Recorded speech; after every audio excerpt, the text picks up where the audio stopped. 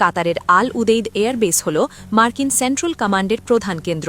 এখান থেকেই পুরো মধ্যপ্রাচ্যে সামরিক অভিযান পরিচালনা করে যুক্তরাষ্ট্র। অন্যদিকে বাহরাইনে অবস্থিত মার্কিন নৌবাহিনীর ৫ম নৌবহরের সদর দপ্তর, যা পারস্য উপসাগর ও লোহিত সাগরে মার্কিন নৌশক্তির মূল ভরকেন্দ্র।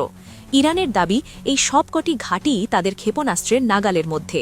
বুধবার এক জ্যেষ্ঠ ইরানি কর্মকর্তা রয়টার্সকে জানিয়েছেন, যুক্তরাষ্ট্র যদি ইরানে হামলা চালায় তাহলে মধ্যপ্রাচ্যে মার্কিন মিত্র দেশগুলোর মাটিতে থাকা মার্কিন ঘাঁটিতেই পাল্টা আঘাত আসবে। তেহরান ইতোমধ্যেই কূটনৈতিক পথে বার্তা পৌঁছে দিয়েছে। ইরানের শীর্ষ নিরাপত্তা পর্ষদের প্রধান আলী লারিজানি কাতারের পররাষ্ট্রমন্ত্রীর সঙ্গে কথা বলেছেন। একই সঙ্গে ইরানের পররাষ্ট্রমন্ত্রী আব্বাস আরাকচ্চি সংযুক্ত আরব আমিরাত ও তুরস্কের পররাষ্ট্রমন্ত্রীদের সঙ্গে যোগাযোগ করেছেন।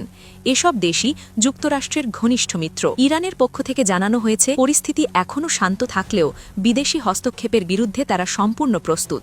দেশের সার্বভৌমত্ব ও নিরাপত্তা রক্ষায় কোনো আপোষ করা হবে না। এরই মধ্যে আইআরজিসির এরোস্পেস ফোর্সকে সর্বোচ্চ সতর্কতায় রাখা হয়েছে। বাহিনীর কমান্ডার মাজিদ মুসাভি জানিয়েছেন, বিমান ও মিসাইল প্রতিরক্ষা ব্যবস্থা সর্বোচ্চ প্রস্তুতির স্তরে রয়েছে। ইরানি ভূখণ্ডে যে কোনো হামলার জবাব হবে চূড়ান্ত ও নিষ্পত্তিমূলক। সব মিলিয়ে বার্তাটি স্পষ্ট, ইরানে আগুন লাগলে তার আঁচ শুধু তেহরানেই সীমাবদ্ধ থাকবে না। মধ্যপ্রাচ্য জুড়ে মার্কিন সামরিক উপস্থিতি তখন সরাসরি যুদ্ধের লক্ষ্যবস্তুতে পরিণত হবে।